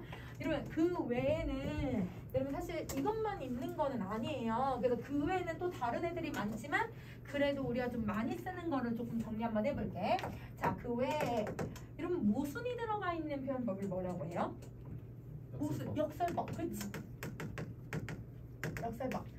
그 다음에 겉마음하고 속마음을 다르게 표현을 해요. 그러니까 겉과 속이 다른 표현법이에요.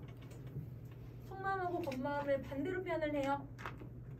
반어법. 그렇지. 이런 반어법이죠. 역설법의 좀 다른 개념이죠. 자, 그 다음에 여러분 아까 보조관념은 하나인데 원관념이 여러 개예요. 근데 이 원관념이 정해져 있지 않게 여러 개로 해석이 되는 걸 상징. 그렇지. 중의법이 아니라 상징. 그리고 대상하고 화자하고 감정이 똑같을 수도 있잖아요. 그럼 이렇게 감정이 똑같으면 우리 뭐라고 불러요? 감정이. 그렇지. 감정이입이 있고요. 자, 그 다음에 여러분 우리 또 뭐가 있냐면 내가 추억을 할 수 있게 도와줘. 내가 회상할 수 있게 도와주고 내가 얘들아 지금 슬픔을 느끼게 도와주는 역할을 해. 얘들아 도와주는 애를 뭐라고 해요? 매개체. 그렇지. 이런 매개체라고 부르지. 도와주는 애는 매개체에 해당한다. 자, 그러면 여러분 감정이입이 얘들아 요 표현법에 속하거든요. 내 감정을 객관적으로 보여줄 수 있게 도와주는 그 대상을 우리 뭐라고 불러요? 객관적 상관물이라고 불러요. 맞아요. 객관적 상관물이라고 부른다. 자, 그 다음에 이런 출렁출렁, 서리서리, 구비구비 뭐 이런 식으로 얘들아 어떤 형태나 소리를 빗대어서 표현하는 걸 뭐라고 해요? 음성상징어. 그렇지. 음성상징어도 있고, 그 다음에 여러분 감정이입이랑 비슷한데 내 감정을 여기에 넣어놨다라고 두 글자로도 표현할 수 있어요. 그거를 투영이라고 해요. 투영. 왜냐면 감정이입 대신에 내가 사실 모의고사에서 투영이라는 말을 더 많이 써요. 투영이라는 말을 쓰고요. 자, 그 다음에 말장난을 하는 경우가 있어요. 여러분 말장난은 대부분 어떻게 하냐면 약간 고전 소설에 많이 쓰이는데 원래 문 닫아라 바람 들어온다. 이게 맞는 순서잖아. 바람 닫아라 문 들어온다. 이런 식으로 바꿔서 표현을 해버리는 거야. 이런 말장난을 언어유희라고 얘기를 해요. 그래서 여러분 언어유희. 말장난은 언어유희. 자, 얘들아 행을 의도적으로 나눠. 행을 의도적으로 나눠서 다른 행에 걸쳐서 표현하는 걸 뭐라고 해요? 행간걸침. 그렇지. 자, 마지막. 여러분 눈에 안 보이는 대상을요 눈에 보이게끔 표현을 해요.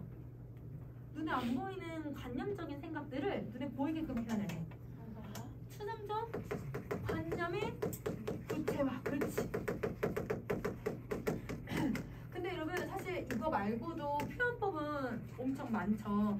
더 있는데 그 중에서도 그래도 선생님이 좀 알아야 하는 것들을 좀 넣어놨고, 여러분 그러면 숙제를 뭘 해오시면 되냐면 선생님이 지금 얘들아 73쪽부터 여러분 개념, 그 다음에 여러분 형식, 예시 아주 구체적으로 다 써놨어요. 그래서 여기 아까 쓰였던 표현법들이 거기에 순서대로 다 넣어지면 되거든요. 그래서 73쪽에서 76쪽에 이러면 그 표현법의 명칭을 써오시면 되고요.